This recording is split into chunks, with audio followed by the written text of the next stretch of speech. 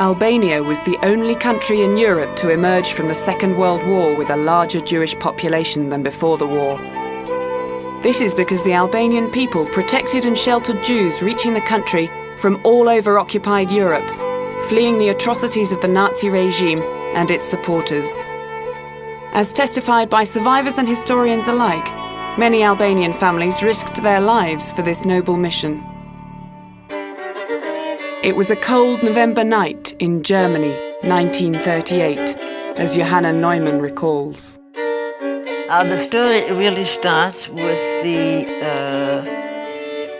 Kristallnacht, or Crystal Night, in Germany in 1938, November 1938, when the synagogues were burnt down and Jewish stores were destroyed. And it was really at that point that my father, who until then could simply not believe that Germany would go against its Jews.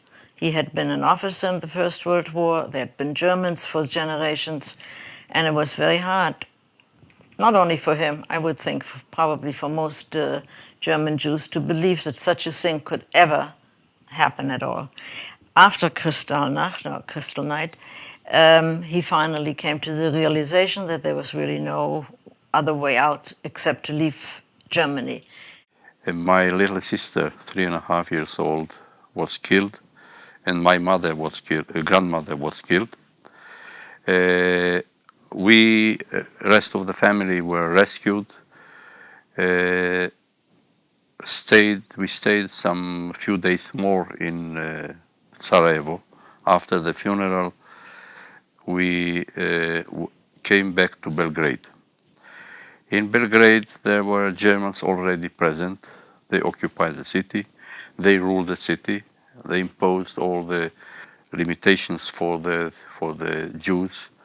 We were obliged to wear the yellow band, yellow track, and we were not allowed to go to school.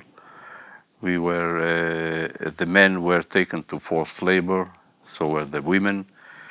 It was impossible to move anywhere without being watched or checked, so there were checkpoints at every corner.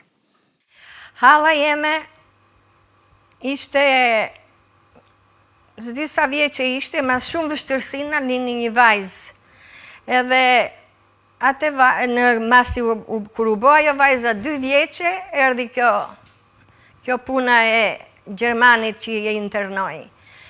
Kur e internuan atë, se filluan pastaj me i nda fëmit nga prindrit, e kur ja morën hallostime vajzën nga dora, që ajo me zje kishte pa atë fëmijë ma sa vjetëve martes, ajo halla ime e shkreta, u çmend. Filloi me bërtit edhe morën, kush e di që ai kanë bë, u çmend. Si që tregojnë njerëzit, iku mendja pri mërzis vajzës. Edhe ishte një vajzë që edhe vetë gjermanët i thojshin pupushen, kaq fëmijë i bukur ishte. Jews lived in Albania and Kosovo working as merchants, doctors and craftsmen. In Albania, there are still Jewish quarters to be found in cities such as Tirana and Vlora, where they had synagogues. In Elbasan, there are still the remains of the Jewish market. Before the Holocaust, there were only 200 Jews living in Albania. During World War II, another 2,000 arrived. In Pristina, Kosovo's capital, the synagogue was built at the end of the 19th century, and the Jewish bazaar was the most famous in this part of the Balkans. Apart from their native languages, the Jews of Albania and Kosovo also learned Albanian, Turkish and Serbian. Hounded and persecuted throughout continental Europe, Jews found a rare safe haven in Albania. Këto janë fjalët e saj. Ne tha erdhëm në Shqipëri me dokumenta falso. Në aty në kufi ata e kuptuan që dokumentat tona ishin falso, megjithatë na lejuan që të futeshim. Dhe babai im thot, mori me qira një kal, na hypën e fëmijëve të vegjël edhe filluam të hecnim. me rrugë pa rrugë, derisa arritëm në një fshat të humbur. Dhe atje morëm me qira një shtëpi shumë të vjetër. Në mes të natës sot dëgjuan trokitje të dera. Dhe menduan se ishin gjermanët.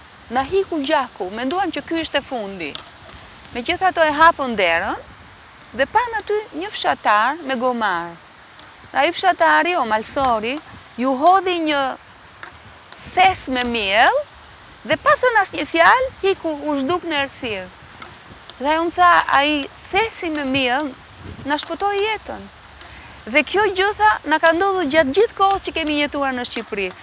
I mean, whenever a person in need would knock to a door of a villager in the middle of the night, and he would see that there is a family who needs help, he would bring them in, feed them, give them their bed, and shelter them, and calm them down. You'll be sure that, rest assured that something first will happen to me. They first kill me, and then they will touch you. These were the words that every one of us heard. Ikëm prej Mitrovice në Prishtinë. Na ndihmoi një familje kosovare që unë isha 10 vjeçë, atëherë unë nuk e mbaj mend as emrin as kur gjë. Na çoi në një nga fshatrat e Kosovës. Atë kam parasysh gjithmonë ato ulurimat e qejve, ajo dbora në kam me ec. Ishte vështirë shumë, po njeriu qa nuk ban për të shpëtu kokën. The London newspaper, Jewish Daily Post, wrote on the 14th of July 1935, "It has been a month since the Albanian diplomats in Europe have been implementing the order received from King Zog's government to issue as many Albanian passports to Jews wanting to go and live in Albania." According to the documents of the State Archive in Tirana, the Albanian king, Zog I, invited Jews to come to Albania as early as the 1930s in order to assist the development of the country with their expertise. Most of them obtained Albanian visas, and some were even issued Albanian passports. In 1935, Albert Einstein benefited from Albanian hospitality to transit from Europe to America. He stayed in Durrës for 3 days in the royal mansion and then, equipped with an Albanian passport, continued his journey towards the free world.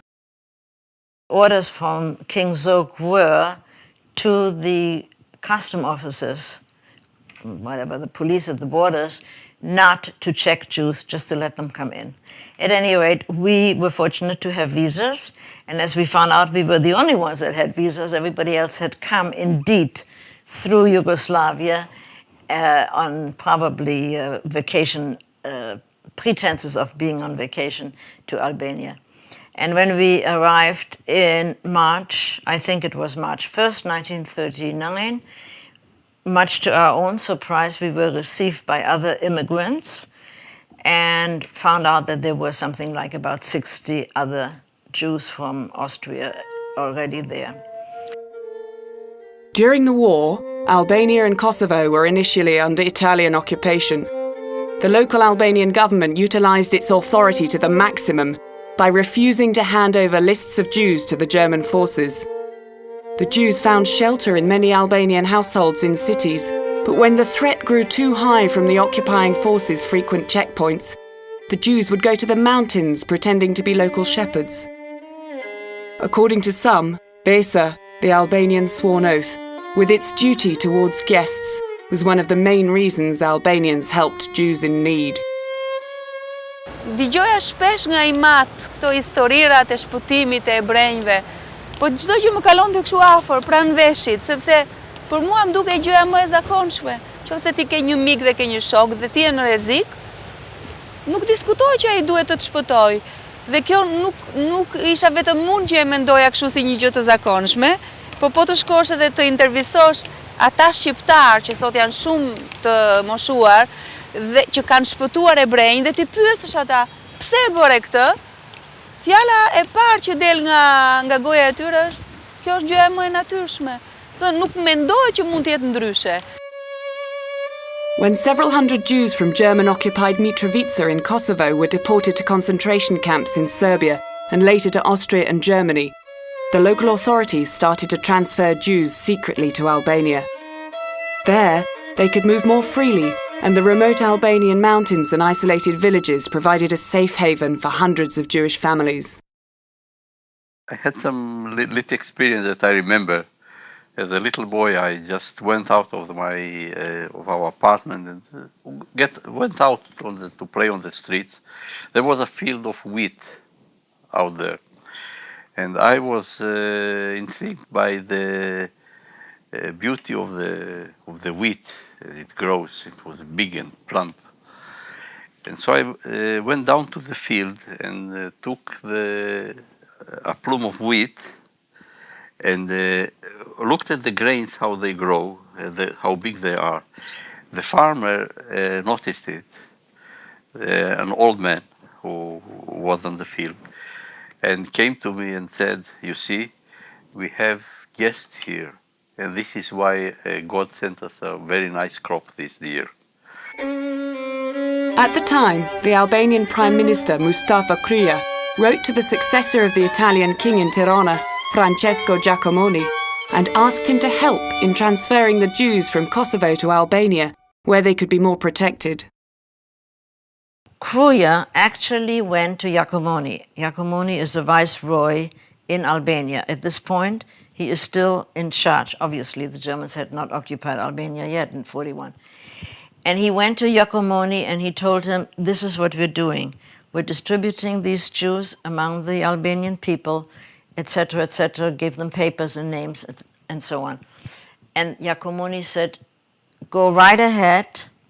I will not report this to Rome, and we have done this in some cases ourselves in Italy." On the 5th of April 1942, 100 Jewish families from Kosovo arrived in Berat, Albania, and 195 individuals went to Kavaja, Albania. A number of Jews were placed in Krya, Tirana, Fier, Shijak, Shkodra, and elsewhere, the majority of them being employed in local shops, manufacture, and agriculture. In Berat, 38 Albanian families sheltered about 600 Jews arriving from 1942. From Dalmatia, Montenegro, Serbia, and Macedonia came 350 Jews, and over 400 from Greece. According to the Albanian Kanun, the code of conduct, the Albanian household belongs both to God and the guest. Në një familje shkodrane, që quhet Shaqir Borici, ky ishte bakall edhe ky më pyet mu një ditë, "Po ti më i vajzë, pse merresh me këto biskota, pse I bjen ti këto biskota?" Edhe unë si punë fëmish I diftova të vërtetën që neve kështu jena të ardhur, nuk jena prej këtu, kena ardhur kështu, edhe jena të mshehur nga Gjermani. Ai e mori vesh edhe na ndihmoi shumë, edhe kur kishte nevojë, kur s'kishte nevojë I blente biskotat.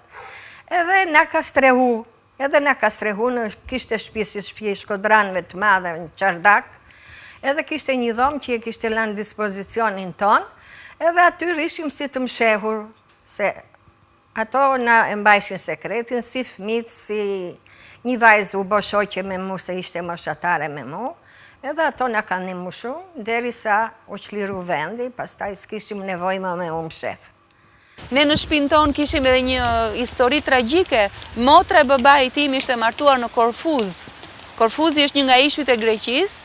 Ajo ishte një vajzë e re 25 vjeç, ishte martuar me 2 fëmijë të vegjël dhe në korrik të 44-s, do të thënë në prag të mbarimit të luftës, Korfuzi u pushtua nga gjermanët dhe vetëm 7% e komunitetit ebraik të Korfuzit u kthye gjallë nga kampet e përqendrimit.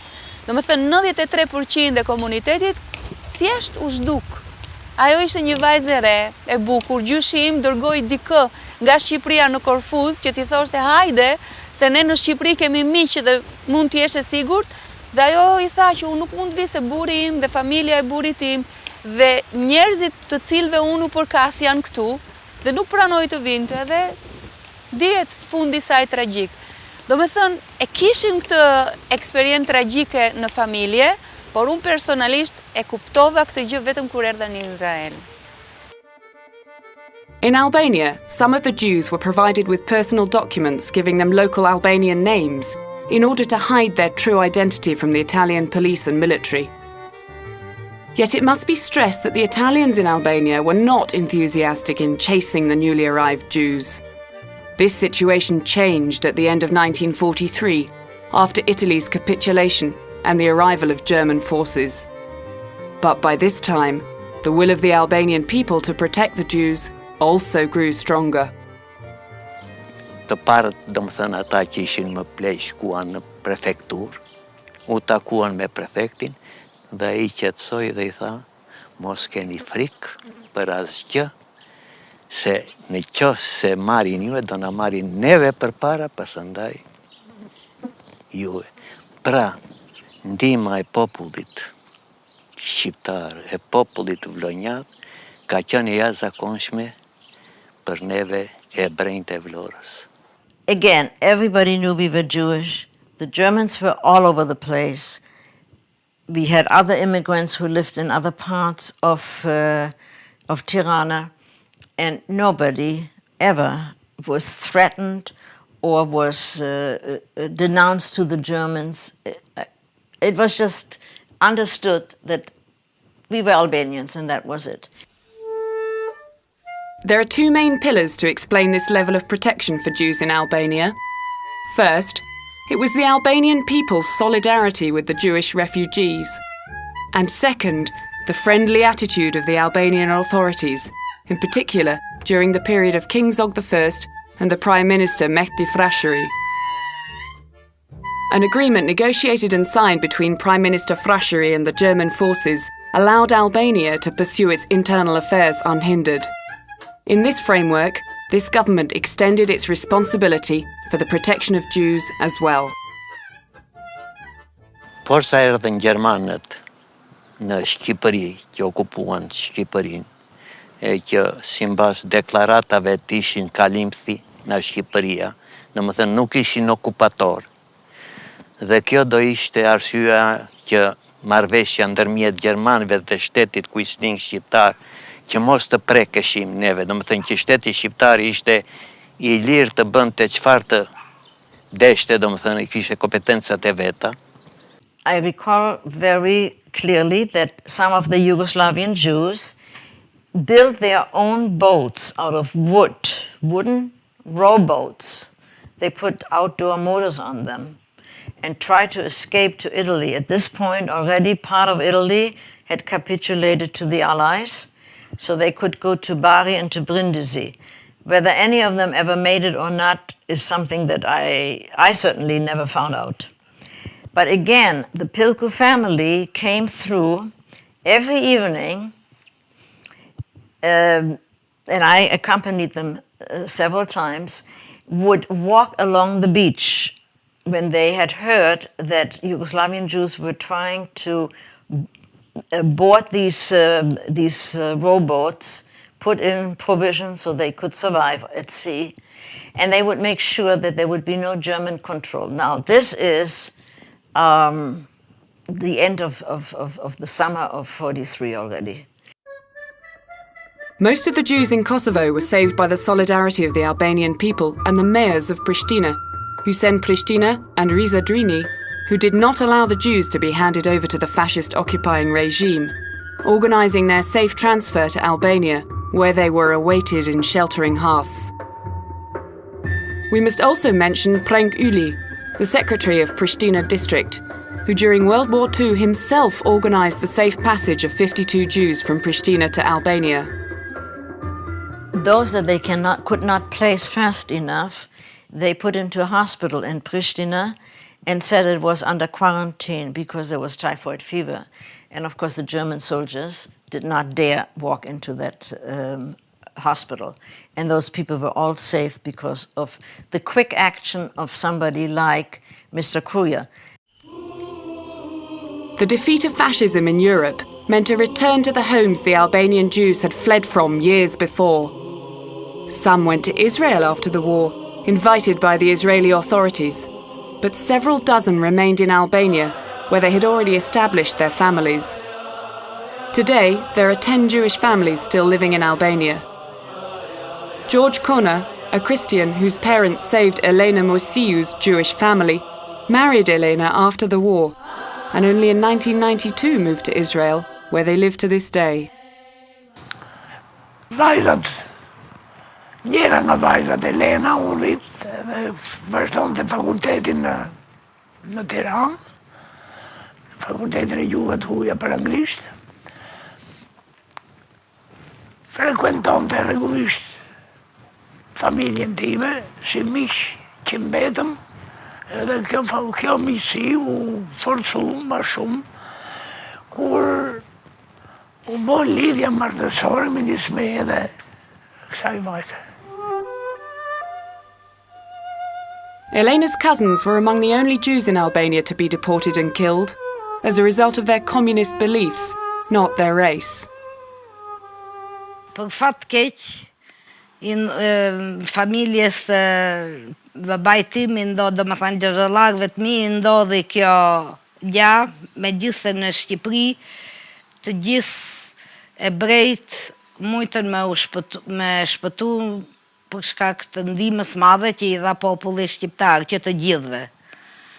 Fati i tyre i keq, edhe joni gjithashtu që të ngelim pa njerëz të afër të familjes tonë. Each Jew felt sorrow upon leaving the people who had saved their lives and had treated them as members of the family. Many stories have been written about these noble actions of the Albanians, whose names are now carved on the memorial in Yad Vashem in Jerusalem. Vetëm frika gjithmonë ekzistonte. Frika gjithmonë ekzistonte. Se mos në një ditë të mirë do na merrnin e do na internonin. And I have to tell you, when I think about it, that feeling of fear never leaves you. That feeling of fear I can feel to this day. There's always the fear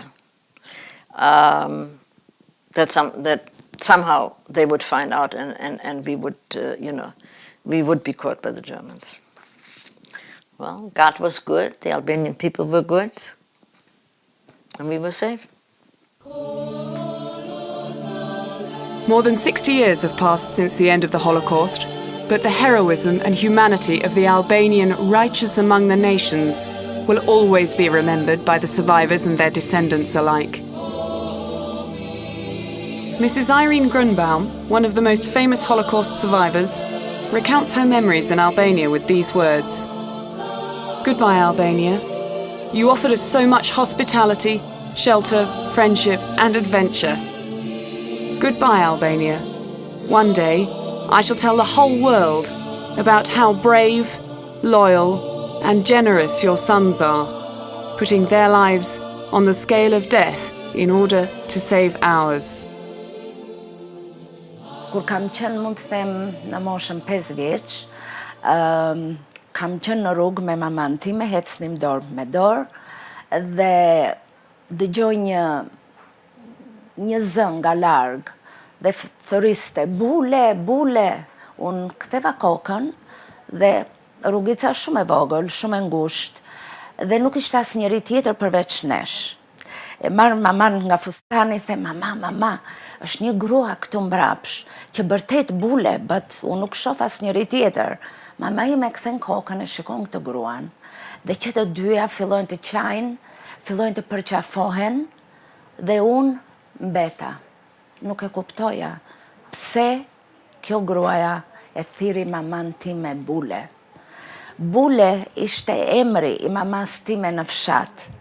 Emri saj ka qenë Nina, emri izraelit, por emri saj shqiptar ka qenë Bule. Kjo është një histori e vogël që kur e kujtoj më rëngjithet mishi, sidoqoftë, kjo është një shenjë që shqiptarët shpëtuan izraelitët dhe ata të tre vllazërit kanë qenë shumë njerëz bujar. And as the saying goes, whoever saves one human life is as though he saves the whole nation. The fact is that if you want to take a picture of what it means to save one life, these are my children and grandchildren and great-grandchild, which wouldn't be here if it hadn't been for Albania.